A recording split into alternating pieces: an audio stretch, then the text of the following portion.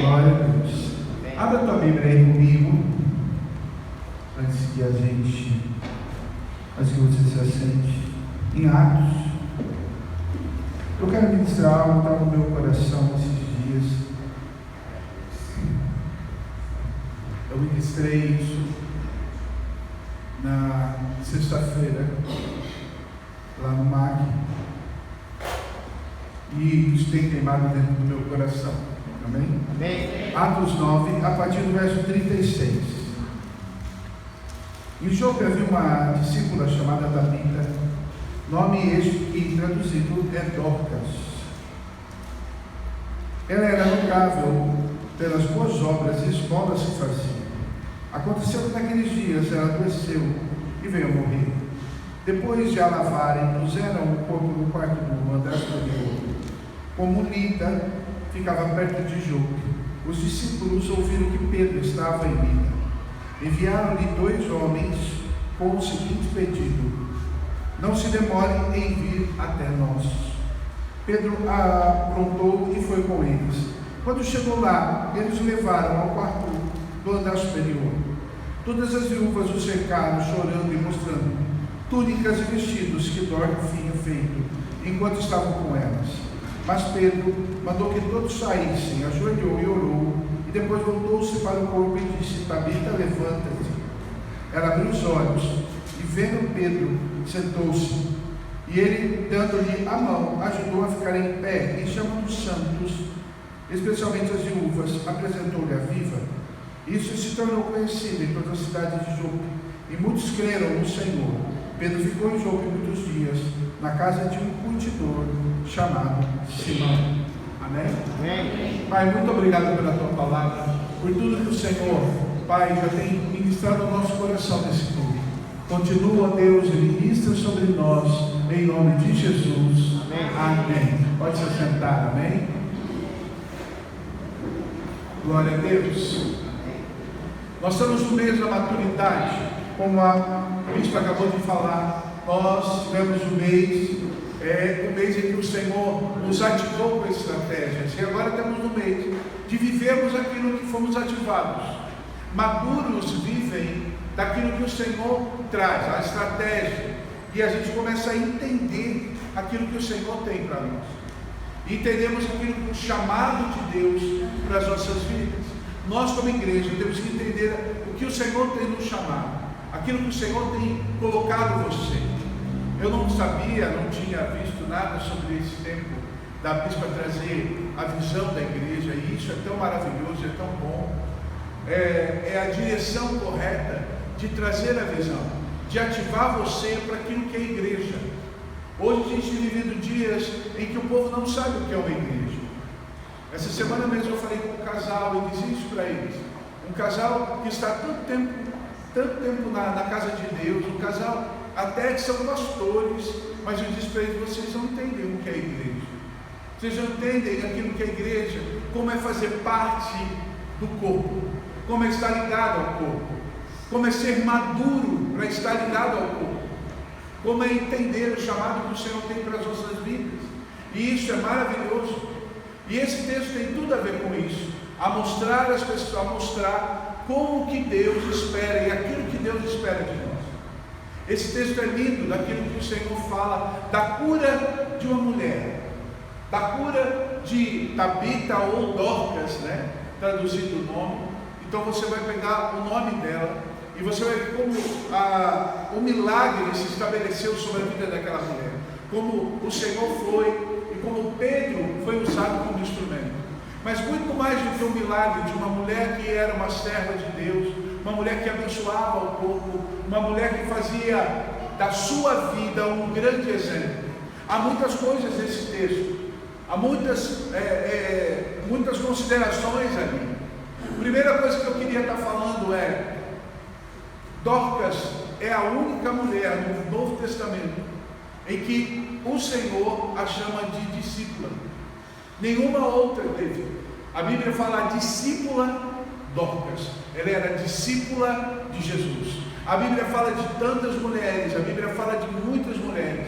Paulo mesmo fala de mulheres, de outras mulheres, chama de diaconisas, chama até de apóstolas, mas a discípula, o termo, esse chamado, esse privilégio, Dorcas teve. Aí você vai dizer, por que ela é chamada de discípula do Senhor? Se você for ler o texto um pouco mais, você vai ver que o que fazia diferença na vida daquela mulher eram as suas obras na casa do Senhor. Era aquilo que ela abençoava, é aquilo que ela fazia, o trabalho das mãos dela, a dedicação dela pela obra. E sabe o que é interessante? A Bíblia não diz que ela trabalhava com pessoas dentro da igreja, com os grandes dentro da igreja, não. Ela vai para aquele que a Bíblia diz que atrai o coração de Deus. A Bíblia diz que 2 tipos de pessoas Deus olha com muito carinho e cuidado: são as viúvas e os órfãos. E ali a Bíblia diz que ela cuidava das viúvas, que ela se dedicava a cuidar das viúvas. Quando ela ficou doente, quem se desesperou com a doença dela foram as viúvas, aquelas que elas cuidavam, aquelas que estavam passando por necessidade.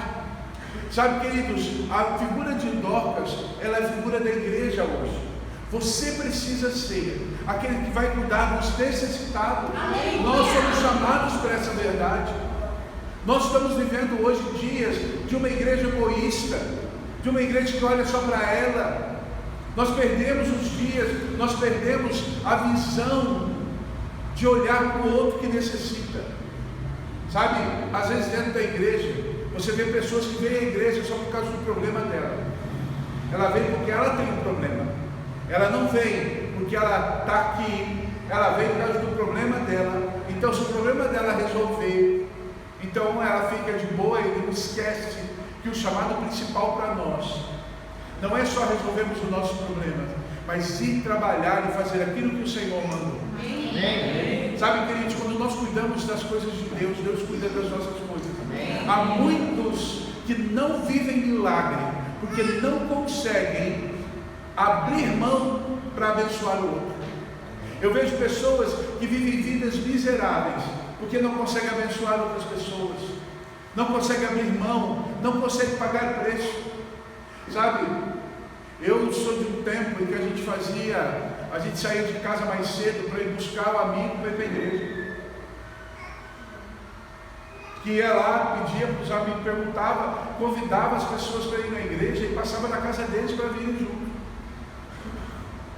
Hoje a gente vive tempos em que no máximo a gente manda a figura ou manda a propaganda que foi feita no Facebook, no WhatsApp para algumas pessoas, porque nem todo mundo vai entender o que você está fazendo.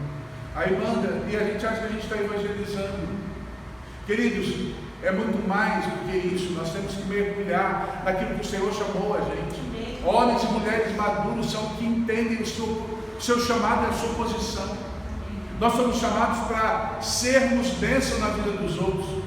Quando nós somos crianças na fé, nossa busca é pela bênção. Quando nós somos maduros, nós nos tornamos a bênção. E é isso que nós temos que entender. Nós temos que ser bênção na vida das pessoas, entender o chamado disso. Eu gosto desse texto de Dorcas, porque era uma mulher que ela fez a cidade se mover por causa das obras dela. Quando ela ficou doente, a Bíblia diz que eles se reuniram, ficaram perguntando como é que iam fazer. Aí alguém disse: olha, Pedro está na cidade vizinha, Pedro está ali do lado, vamos chamar Pedro, porque Pedro é apóstolo, ele vai ter uma palavra, ele pode curar, ele pode sarar, ele pode ressuscitar. E foram chamar Pedro, e Pedro veio. Sabe, nós precisamos entender essa verdade, de que o Senhor tem nos chamado e nos posicionado para coisas maiores que nós temos vivido. Quando você começar a entender que o teu chamado é muito mais do que vir à igreja, muitas coisas vão acontecer na tua vida. Muitas das situações vão começar a mudar. Nós temos que ser luz aonde estivermos. Temos que ser aqueles que levam a palavra de Deus, não porque fica falando, mas porque vive. A palavra flui em nós quando nós vivemos por ela. Nós não precisamos nos esforçar. Querido, quando eu estou no Senhor e E eu desejo, Deus, como nós acabamos de cantar aqui, eu tenho fome, eu tenho sede. Quando eu tenho fome, quando eu tenho sede, quando eu busco ao Senhor, andar em santidade, andar em testemunho, não é algo que me custe, é algo que naturalmente flui. É algo que naturalmente vai sair, fluir da minha vida. E é isso que o Senhor tem buscado em nós. Eu gosto desse texto por causa disso, de um posicionamento de uma mulher.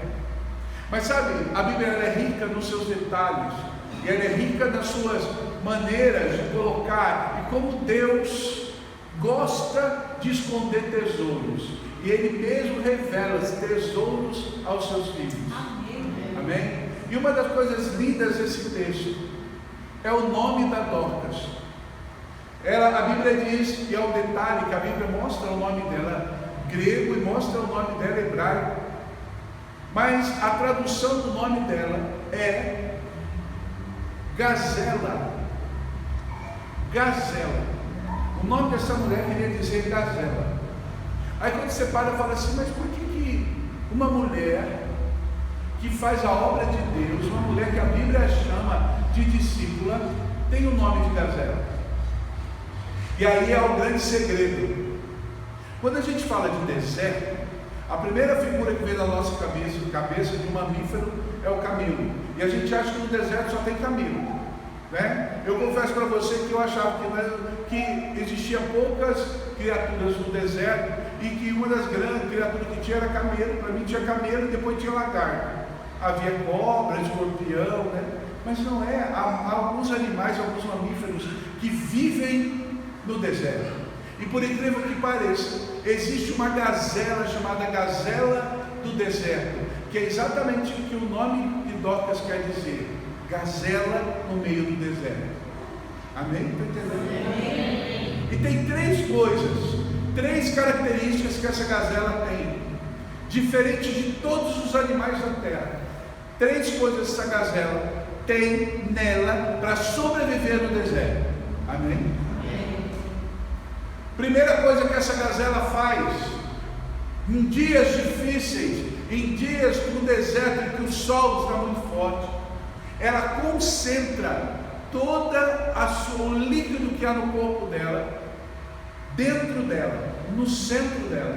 Ela traz toda a água, ela para de suar, ela para até de fazer xixi, ela para com tudo e ela retém a água dentro dela até ela encontrar e ela abastecer de água. Ela retém a água dentro dela. Isso profeticamente traz para as nossas vidas uma comparação dizendo da água que é a palavra de Deus dentro de nós. Se nós queremos vencer dias difíceis, que nós queremos mostrar e viver dias em que o Senhor está em nossas vidas, sermos maduros, temos as nossas obras vistas pelos homens, o primeiro passo que nós temos que aprender é guardar a palavra de Deus dentro de nós. É pela palavra que nós somos fortalecidos. Não tem como você viver uma vida em Deus se a palavra do Senhor não faz parte da tua vida, se a palavra do Senhor não está em você constantemente. O teu amor em ouvir, em ler a palavra de Deus, em ter o amor de ter a palavra de Deus como algo tão precioso para a tua vida. Sabe, nós não temos noção do que é não ter a palavra. Graças a Deus, nós vivemos num país em que nós temos a liberdade de ter a Bíblia na nossa mão. E muitos de nós aqui, a grande maioria de nós, com certeza tem mais de uma Bíblia. Se você for perguntar, cada um tem mais de uma Bíblia.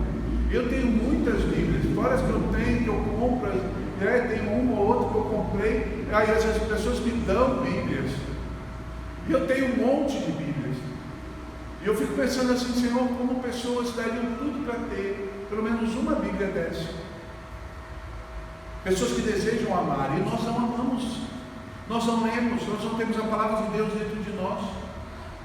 A gente consegue ler um monte de coisa, mas não consegue parar para ler a Bíblia.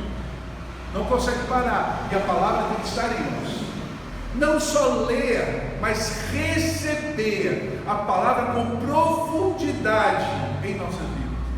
Sabe, queridos, quando você ouve uma palavra que sai desse altar, quando você ouve, isso é a palavra de Deus, e isso tem que fazer parte de você. Sabe quem vive a palavra profética? Quem ouve e pratica. Por isso que a Bíblia, Jesus falou assim: quem ouve a minha palavra e pratica, não é só ouvir, mas é praticar, é viver, é trazer aquilo como verdade para a minha vida. Reter a água em dias difíceis. Sabe o que faz a gente vencer os dias complicados? É quando nós temos a palavra de Deus em nós. É quando nós temos a palavra do Senhor. Não importa a situação que você viva, talvez o problema seja financeiro, talvez o problema seja emocional, casamento, problemas de relacionamento, não importa, a palavra de Deus, se ela está em você, você sempre terá o refrigério para vencer aquela situação. Agora, se a palavra não está em você, como que você vai vencer? A Bíblia diz assim, que a palavra, ela não é letra, ela é vida, ela é Jesus. Glória a Deus. Ela é uma pessoa. Como o amor é uma pessoa, a palavra é uma pessoa. E essa palavra, ela tem que estar em nós. Ser cheio da água. Essa gazela, no meio do deserto, ela só consegue sobreviver porque ela traz a palavra, a água no meio do coração dela, no meio da vida dela, e por isso ela sobrevive. E isso são para maduros. Por isso que a gente vê Dorcas, uma mulher que venceu numa cidade idólatra, porque a água do Senhor estava nela e ela fazia diferença na vida das pessoas. Aqueles mais humildes olhavam para ela e viam nela a figura de Jesus. Por isso que a Bíblia chama de discípula. Segunda coisa que essa corça do deserto faz, quando dias difíceis de seca chegam, ela diminui o coração, o estômago e o fígado dela. Ela consegue diminuir para ela gastar menos energias, para ela conseguir chegar até a água. Sabe o que eu entendo nisso? É diminuir nos dias difíceis. Por quê? Porque eu diminuo para que ele cresça. Eu diminuo para que ele cresça. Sabe quando o Senhor cresce em nós? Quando nós deixamos ele ser maior do que o nosso ego, do que o nosso querer, do que a nossa vontade. Quando a gente entende que nós estamos na mão dele, é ele, por ele, para ele, todas as coisas acontecem, e eu vou viver a minha vida conforme a direção dele para mim. O grande problema nosso é que a gente quer Deus, a gente deseja Deus, a gente entende Deus, mas a gente não abre mão das nossas vontades, desejos, daquilo que a gente acha certo. Sabe, irmão, uma das coisas que eu tenho aprendido é que quando a gente tem o Senhor na nossa vida, a primeira coisa que a gente perde é os nossos direitos. A gente passa a ter só um direito, o direito de morrer e deixar ele viver em nós. Amém?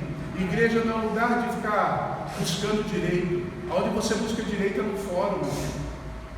A igreja é o lugar da gente morrer. É o lugar da gente deixar as nossas vontades. É o lugar da gente diminuir. Eu estava vindo no carro ouvindo uma canção, tenho certeza que vocês devem conhecer. E fala: se Deus fizer, Ele é Deus. Se não fizer, Ele é Deus. Se a porta abrir, Ele é Deus. Se fechar, continua sendo Deus. Se a doença vier, Ele é Deus. Se curar eu for, Ele é Deus. Se tudo der certo, Ele é Deus. Mas se não der, continua sendo Deus. A gente canta essa música, mas a gente não vive ela. Porque a gente espera que Deus faça as nossas vontades. Porque o dia que Deus fecha a porta, a gente acha ruim com Deus. O dia que Deus traz a enfermidade, a gente acha ruim com Deus. Ah, mas Deus traz a enfermidade?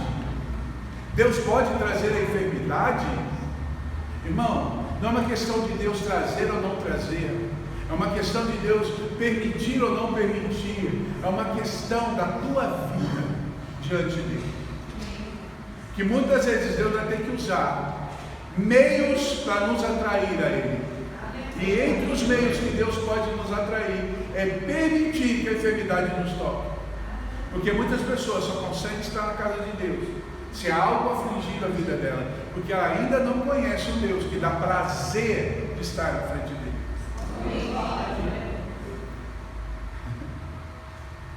Sabe, queridos, muitos problemas financeiros acontecem na vida do cristão, porque é o único meio deles aprenderem a ter e a buscar a Deus. Hoje nós vivemos dias que, infelizmente, as pessoas vêm à igreja não porque amam a Deus, mas porque têm necessidade. Sabia? Se as necessidades da igreja fossem supridas, se um dia Deus chegasse aqui e falasse: eu vou suprir todas as suas necessidades, como Ele prometeu, e de repente, qual é o seu problema? Meu problema é financeiro. Deus fala assim: então a partir de agora, nunca mais vai ter problema financeiro. Qual é o teu problema? É saúde. Então a partir de agora, nunca mais vai ter problema de saúde. Irmãos, poucas pessoas voltariam no outro culto. Poucas pessoas voltariam no culto. Você sabe por quê? Porque nós estamos na casa de Deus por interesses próprios, não por causa dele. A Bíblia diz que Jesus curou 10 leprosos. E os 10 leprosos foram curados, todos eles. E sabe o que é mais interessante? Quando eles foram curados, Jesus falou para eles assim: vai e se apresente ao sacerdote, para que ele libere a vida de vocês. Os 10 receberam essa palavra, 9 correram para o sacerdote, 1 correu para o Senhor. Você sabe por quê? Porque aquele que correu para o Senhor, o mais importante não era ser curado, o mais importante era estar perto de Jesus. Agora minha pergunta para você é: você correria para o sacerdote ou correria para Jesus? Sabe por quê? Porque a gente não diminui. A gente não diminui. 3 órgãos aquela gazela diminui. Primeiro, o coração. O coração fala de sentimentos, nossos sentimentos. O problema de lidar com os nossos sentimentos é que a gente sempre acha que a gente está sendo injustiçado, que a gente poderia ser amado mais, que a gente poderia ser cuidado mais, que a gente poderia ter tido uma palavra melhor mais. A gente sempre se acha na necessidade. Por quê? Porque muitos de nós, ou melhor, a grande maioria, se sente rejeitado e mal amado. Então o coração nunca diminui. Você quer ver uma coisa difícil na igreja? Você satisfazer alguém rejeitado. E quanto mais você fala, você pode cansar de falar que você ama, aí a pessoa nunca acha que ama. Você faz tudo por ela e ela ainda acha que está faltando muito. Sabe, queridos, nós precisamos aprender a diminuir nosso coração e colocar ele diante do Senhor. Porque nós somos um povo que não fomos chamados para vivermos por sentimento. Nós somos chamados para viver por fé. Então aquilo que você sente é muito pouco importante. Não tem importância. Ou a importância é muito pouca perto daquilo que a tua fé tem que ser forte. Não importa o que eu estou sentindo, importa o que eu creio. Eu não estou bem hoje. Estou me sentindo muito assim no passado. Querido, corre para Deus. Diminui teu coração. Para de se mover por sentimentos. Tem pessoas que vêm à igreja, como a bispa acabou de dizer, pessoas que vêm, ouvem, e quando começam a ser tratados, vão embora. Sabe por quê? Porque os seus corações são maiores do que a sua fé. Seus sentimentos, suas fragilidades são muito maiores do que a fé. E aí vem o outro, que é o estômago. Ela diminui o estômago. Por que ela diminui o estômago? O que o estômago fala? O estômago fala da fome, daquilo que eu desejo. Sabe, queridos, como eu acabei de dizer, muitos dentro da casa de Deus estão aqui porque desejam coisas, não porque amam a Ele. enquanto eu sou suprido com a minha fome, daquilo que eu desejo, eu fico. Muitas pessoas estão aqui que só querem aquilo que podem ganhar de Deus. Como diz a própria letra dessa música. Eu adoro, não pelo que Ele faz, mas eu adoro pelo que Ele é. O problema é que a gente vai para Deus, sempre buscando Deus, aquilo que Ele pode fazer para nós. Isso é alimentar o nosso estômago, as nossas vontades, os nossos desejos. Deus não é e não está aqui para alimentar isso em você. Isso tem que diminuir. Suas vontades, seus desejos têm que ser para Ele, por Ele. Não tem que haver mais dentro de você. Sabe por quê? Porque a Bíblia diz que buscar em primeiro lugar o reino de Deus e a sua justiça, e as demais coisas nos serão acrescentadas. Então, à medida que eu busco o Senhor, Ele suprirá minhas vontades. Deus não é um Deus que fala assim: você tem vontade disso? Então não vou dar para você. Não é. O Senhor fala assim: você tem vontade disso? Então busque. Ore, clame, faça com que eu possa me mover. Queridos, o grande problema do estômago é que quando a gente está com fome, deseja as coisas, a gente põe isso na frente de Deus. Amém? E tudo que você põe na frente de Deus se chama idolatria. Se chama idolatria. O problema do estômago é isso. Então, quando eu entrego, diminuo meu estômago, eu entrego para o Senhor como uma gazela. Eu estou dizendo: Senhor, minhas vontades são suas. E aí vem o fígado, que diminui. Fígado fala de um negócio interessante. Fígado fala do fel, da amargura de alma. Pessoas feridas, machucadas, amarguradas. Sabe, há muitas pessoas na igreja que são amarguradas, principalmente com Deus, sabia? Pessoas que não têm coragem de dizer para Deus que estão tristes com Ele. Acho que estão tristes, sabe? Não tem coragem de falar que estão tristes com Deus. Porque Deus fez isso ou porque Deus não fez. Se sentem amargurados na igreja, ou estão amargurados porque não conseguiram liberar perdão por uma situação que viveu. E aí o seu fígado é maior. Quem está entendendo o que eu estou dizendo? Amém. Quando eu diminuo meu fígado para entregar para o Senhor, eu estou dizendo: toda a minha amargura, toda a minha tristeza, todo o peso eu entrego para Ele. Tudo que tem roubado a minha força, eu entrego para Ele. Essa gazela, ela se diminuía para que o Senhor aparecesse na vida dela. E esse era um sinal sobre a vida de Dorcas. Era uma mulher que se diminuía para que as obras dela abençoassem a vida das pessoas. Amém? Amém.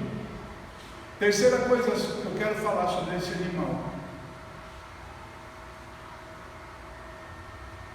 que ela trazia, que ela vinha, que ela trazia sobre a vida dela. Olha para o irmão que está do lado e fala assim: Deus está falando com você. Deus está falando com você.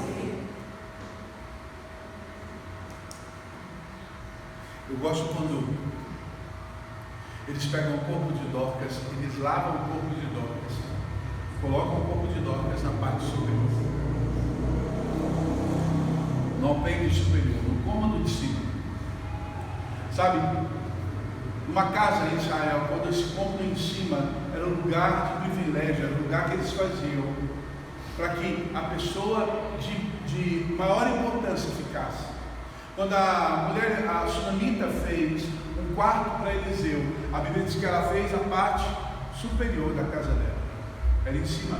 Quando eles pegam o corpo de Dorcas, eles levam o corpo de Dorcas, colocam o corpo de Dorcas na parte de cima. Por quê? Honrando o que aquela mulher estava fazendo. Sabe o que eu entendo ali? Que quando nós trabalhamos, quando nós fazemos, quando nós nos dedicamos à obra de Deus, o Senhor sempre nos honrará. Porque as obras honram as nossas vidas. Você não precisa se esforçar para ser honrado. Quando eu trabalho na casa do Senhor, eu não preciso me esforçar para ser abençoado. Aquilo vai acontecer naturalmente. Por quê? Porque as pessoas vão reconhecer o trabalho. Quando eu diminuo, o Senhor exalta. O Senhor exalta. Terceira coisa que esse animal tinha, ela conseguia colocar a água no interior dela, ela conseguia diminuir os órgãos dela, ela consegue. Agora, uma coisa que ela não faz, que ela não tinha, mas ela nasceu com ela, é que essa corça, ela tinha sobre ela, essa gazela, ela tinha sobre ela a pelagem e a cor. A pelagem dela e a cor dela, ela é meio dourada. O que faz isso? O reflexo do sol que bate nela, para que ela não gaste, não se gaste com a absorção do sol e fazendo gastar a água. O que acontece? Ela tem uma pelagem dourada. Quando o sol bate nela, ela reflete o sol e ela não se esquenta. Amém? Estão entendendo? Amém. Sabe o que isso significa? Que quando eu estou no Senhor, eu vou refletir Jesus. Aleluia. Ele é o sol. Por isso que Dorcas é chamada de discípula, porque ela refletia Jesus. Por isso que nós temos que ser como Jesus, expressarmos ao Senhor. A Bíblia diz assim, que começaram a chamar os cristãos, ou aqueles que eram do caminho, de cristãos. Por quê? Primeiro, quando houve a conversão com Pedro, começaram a chamar aquelas pessoas, os primeiros, como o povo do caminho. Por que era o povo do caminho? Porque Jesus tinha dito: eu sou o caminho, a verdade e a vida, e ninguém vem ao Pai a não ser por mim. Então o povo dizia assim: aquele lá agora está com o povo do caminho. Eles vão pelo povo do caminho. Só que a Bíblia diz que teve um momento que começaram a chamar o povo de cristãos. O que quer dizer cristão? Pequeno Cristo. Por quê? Porque o povo começou a refletir Cristo. Sabe, quando as pessoas olham para nós, elas têm que ver Cristo em nós. Elas têm que olhar e reconhecer Jesus em nossas vidas.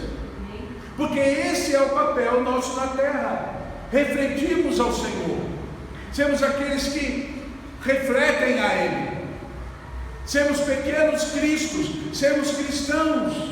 E isso faz toda a diferença. Se você entender só essa verdade hoje, tua vida muda. Se você entender que você tem que refletir Jesus, aonde você estiver, não importa a situação, porque o sol da justiça, que é o Senhor, o verdadeiro sol da justiça em nós, que brilha, ele vai refletir a vida das pessoas. Tem que refletir em você. Tem que refletir em você. Tem aquela frase que fala assim: no meu lugar, o que faria Jesus? Isso é o nome de um livro. É o nome do livro. E é uma verdade. Quando eu consigo parar na minha vida e falar assim: no meu lugar, o que faria Jesus? Jesus perdoaria. Então, perdoe. Em meu lugar, Jesus chegaria perto e falaria: não, faça. Mas é tão difícil. Eu já vi pessoas falando assim: quem fez isso foi Jesus, mas Jesus era Jesus. Exatamente, Jesus era Jesus. E você é você. Então reflita esse Jesus através da tua vida. Ele te deu condições para fazer isso, porque um dia ele falou assim: que obras maiores nós faríamos. Ele nos deu autoridade. Ele disse: eu deixo-vos autoridade para pisar serpentes e escorpiões. Ele deixou o nome dele como nosso passaporte, nosso legado, nossa chave. Então não queira tirar e falar: não, isso foi Jesus. Não, isso é você. Você pode, você deve refletir ao Senhor, como essa gazela no meio do deserto reflete o sol. Você tem que refletir ao Senhor no meio da sua situação. Dorcas fez isso. E a cidade foi impactada com a vida daquela mulher. A tal ponto que as pessoas falavam: não dá para viver sem Dorcas. A igreja representa Dorcas. Sabe, queridos, essa cidade, esse bairro, tem que entender e ver que aqui está Dorcas, que aqui há gazelas. Não importa o que seja, tem que reconhecer, porque a igreja precisa disso. Qual é a obra que você tem feito? O que você tem ajudado as pessoas? Você tem diminuído? Você tem sido cheio da água? Porque eu tenho certeza que a água de Deus tem fluído neste lugar. O rio de Deus corre aqui. Você tem que aprender a mergulhar nessas águas, diminuir a tua vida, refletir ao Senhor. Esse é o sinal de uma igreja que trabalha, que faz as obras, que ministra, que age, que faz, que abençoa. Mas isso não é só a igreja é você. Você é o reflexo disso. Nós temos que aprender a fazer isso. Quantas pessoas você tem convidado para vir ao culto? Não pelo Facebook, pelo WhatsApp, mas convidando as pessoas, chegando nas pessoas. Sabe, querido, o que tem faltado para nós é tocarmos as pessoas, é nos aproximarmos dela e convidarmos as pessoas. Quantos amigos teus? Eu sei que muitos de nós vamos sair daqui, eu também vou correr para minha casa para almoçar. Vou almoçar com meus parentes, vou almoçar. Quantos nossos parentes sabem que você é crente? Quantas pessoas da tua casa você já convidou para vir para o culto? Para quantas pessoas você já chegou contando que na tua igreja milagres acontecem, como a gente acabou de ouvir? Ou a sua família vai continuar achando que você é um bobo que só entrega dinheiro para o pastor? Sabe quem vai mudar a ideia deles? Você. Porque você vai chegar e refletir Jesus. Amém. Sabe? Nós nos calamos diante dos testemunhos. Em vez de nós abrirmos nossa boca, a gente se cala. Ah, mas se eu falar assim, fulano não vai olhar na minha cara. Meu irmão, eu acho que é aí que está o grande testemunho. Sabe, quando os apóstolos foram presos e falaram para eles, chicotearam eles e disseram para eles: vão embora e nunca mais falem de Jesus. Eles falaram: melhor obedecer a Deus do que aos homens. Tinham acabado de apanhar. Sabe o que eles estavam dizendo? Qualquer coisa a gente volta para apanhar de novo, mas a gente não vai parar de falar de Jesus. Agora, muitos de nós não temos coragem de mostrar para as pessoas quem nós somos, com medo do que as pessoas vão dizer.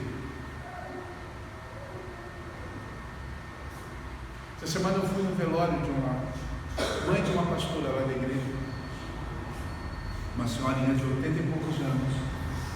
Ela teve 15 anos, ela teve Alzheimer. Nos últimos 4 anos ela estava na cama. E aquela senhora, ela ia e ela se converteu já bem de idade, com mais de 70 anos quando ela se converteu. E era impressionante que ela foi esquecendo as coisas. Ela foi esquecendo situações, ela foi esquecendo. Só que ela não esquecia que ela tinha aceitado a Jesus e que Jesus tinha mudado a vida dela.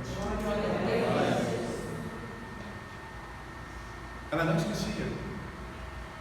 Ela foi esquecendo coisas, foi esquecendo porque é uma doença terrível. E ela foi esquecendo. Mas ela não esquecia de Jesus. Ela não esquecia. Sabe por quê? Porque Jesus não estava no corpo dela, não estava na mente dela, estava no espírito dela. O corpo dela estava doente, a mente estava doente, mas o espírito não fica doente. O espírito estava, Jesus estava lá. Sabe, muitos de nós nos intimidamos para falar de Jesus. Temos medo de falar de Jesus. Essa é uma igreja que tem como base o evangelismo. Porque a pessoa que Deus colocou como líder nessa casa tem um chamado forte sobre isso. Então vocês, por causa do DNA dela, toca vocês.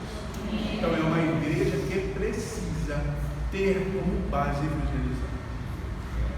E se vocês querem ser plenitude para nações, e a plenitude para nações se chama Jesus. Ele é a plenitude das nações. Agora, como que as pessoas vão saber de Jesus? Através de você. Dorcas foi uma mulher madura. Eu estou falando tudo isso para você, porque essa palavra é uma palavra para maduros. Porque esse mês é um mês para falar sobre maturidade. E eu sei que vocês são maduros na palavra. Enquanto você tem sido maduro, sabe? Cadê o irmão Pezão? Pisa lá, irmão. Como é que você chama ele? Ó. Se o capeta está ali, pisa na cabeça do céu.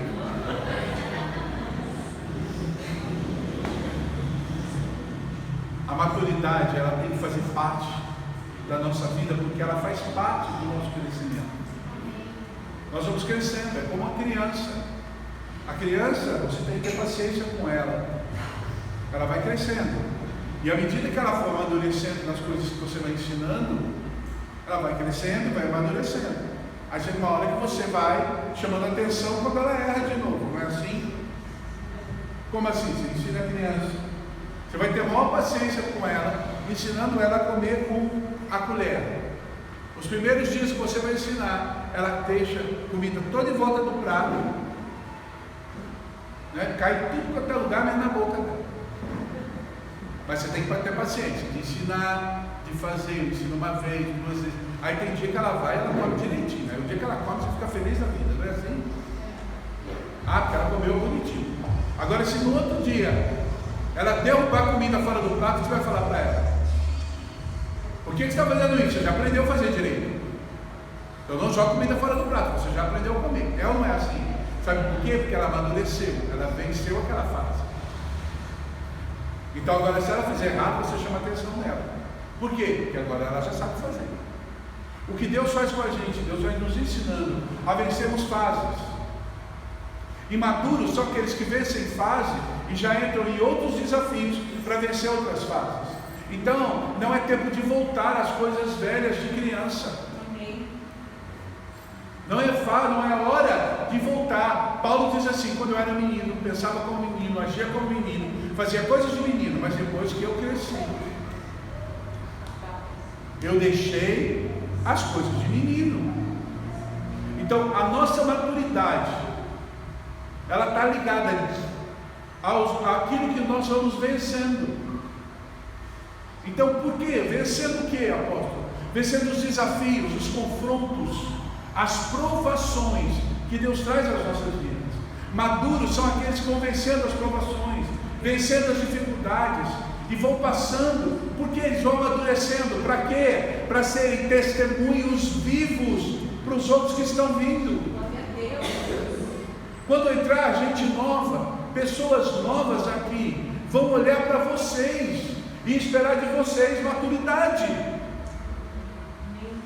Esperar de vocês uma palavra de maturidade.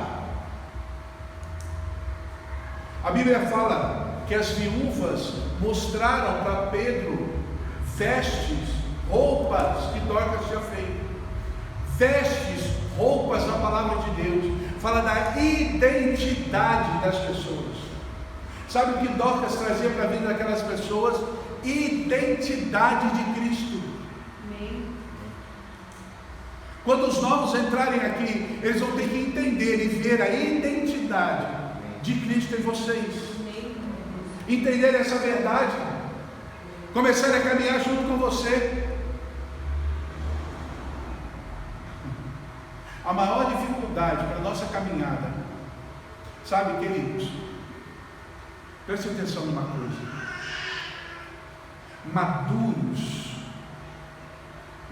não andam com crianças, são as crianças que andam com maduros.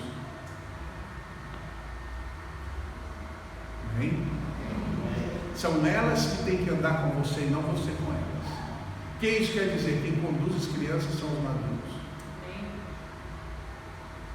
Sabe, uma das coisas tristes hoje, na educação, e infelizmente dentro da igreja também, são pais que não conseguem ser pais, e que tratam os seus filhos como amigos, e usam a psicologia para dizer, não, pai tem que ser amigo do filho.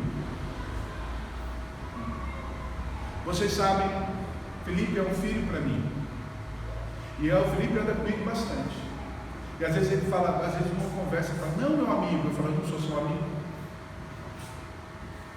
Ele parou de falar. Às vezes conversando, ele fala, não sei o que, nem amigo. Eu falo, eu não sou seu amigo, eu sou seu pai. É diferente. É diferente. Por quê? Porque eu sou pai. Pai não quer dizer que é amigo. Não, pai é mais que amigo. Amigo, você chamar teu pai de amigo, você está diminuindo o que ele é para você. Entende? Hoje eu vejo famílias em que os filhos mandam na casa. Em vez dos pais, dos maduros, andarem ou levarem as crianças, são as crianças que põem. Gente, eu vejo crianças que não têm horário para dormir nem horário para levantar. Na minha casa tinha horário para dormir e horário para levantar. Mas ele está dormindo, o problema dele. Está o horário para acordar. Em casa não tinha essa de dormir até meio-dia. É ruim, hein? É ruim, hein? Vai dormir que hora? Não, quando a gente está acordado, ele está acordado. Em casa era 10 horas. 10 horas dormia, 8 horas acordado. 10 horas dormia, 8 horas acordado. Não tinha conversa. Minha mãe estava 10 horas, minha mãe olhava para a cara da gente e falava, para a cama. E a gente nem discutia, porque se a gente se discutia, já ia dormir quente. Porque ela não ia mudar a posição dela. Na minha casa, eu nunca me lembro da minha mãe chegar para mim e falar assim, você quer comer isso? Olha, tem isso, tem isso, tem isso. O que você quer comer? Minha mãe veio com o prato pronto na frente da gente e fala, come. Eu não gosto disso. A mãe fala, come. É bom para você, come. Gente, não tem coisa pior. Olha, você vê um negócio que me irrita profundamente, é você ir naqueles restaurantes, são certos, com mãe na sua frente, com a criança. Filha, você quer esse negócio? Aquela filha. A criança fala assim, não sei. Já viu isso? Alguém já viu isso? Dá vontade de empurrar a mãe, empurrar a criança. Sabe quem manda na casa? A criança.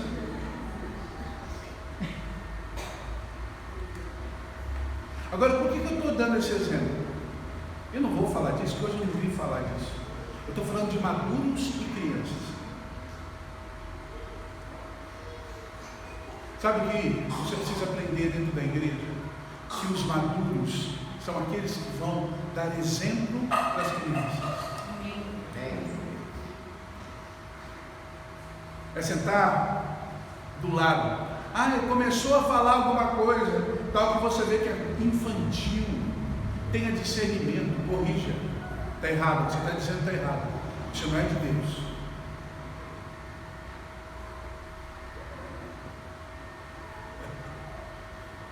Eu sempre digo, falo assim, nunca pergunte minha opinião, porque você vai ter a minha opinião. Então você pense 10 vezes antes de perguntar, porque o dia que você perguntar, eu vou falar para você que é lá. Porque o senhor é ruim, é sem educação? Não, porque eu sou maduro. Então, se você for maduro, você vai entender o que eu estou dizendo. Se você for criança, eu vou alinhar você. Agora, dentro da igreja, eu vejo muitas pessoas maduras sentando com crianças. E aí é como a história do buffet. Você fica perguntando para a criança, você acha que é certo isso? Quem está entendendo o que eu estou dizendo? Sabe, queridos, a nossa vida tem que ser diferente. Dorcas foi uma mulher que fez a vida dela ser diferente, a tal ponto que a vida daquela mulher fez o apóstolo vir para orar por ela e ressuscitar. O apóstolo dobrou o joelho e orou. Para terminar, quando o apóstolo chegou, subiu na parte superior, o corpo dela estava lá. Sabe o que ele fez? Dobrou o joelho e começou a orar. A Bíblia diz que ele orou, e ele, o apóstolo, deu alguns comandos. O primeiro comando ele falou: Tabita, chamou o nome dela, levanta. Sabe o que a Bíblia diz? Que a primeira coisa que ela fez foi abrir os olhos. Pessoas maduras são pessoas que têm visão. Saia do seu estado de morte, da letargia, de estar deitado. Mude a sua visão. Traga uma visão de vida. Segunda coisa que ele faz, ou o que ela faz, ela se senta. Por que ela se senta? Que a Bíblia fala que nós nos assentamos em lugares celestiais. Para quê? Se ela abriu primeiro os olhos para ter uma visão, quando ela se assentou, ela adquire autoridade. Amém? Amém? E aí vem a terceira coisa: o apóstolo vem, segura na mão dela e ajuda ela a ficar de pé e caminhar. Sabe por quê? Porque os ministérios estão aí para fazer isso, para te colocar de pé e te fazer caminhar. Amém. E quando aquela mulher desceu a escada com o apóstolo vem e fala: eis aqui Dorcas viva. O que Deus quer fazer com você hoje é mudar a tua visão, é te trazer autoridade, te fazer caminhar, porque assim maduros fazem. Foi assim que ressuscitou a gazela, e é o que Deus está fazendo com você hoje, ressuscitando o teu coração. Amém. E a tua vida. Você crê nisso? Amém. Você crê no que Deus está fazendo com você? Amém. Então fique em pé e vamos orar.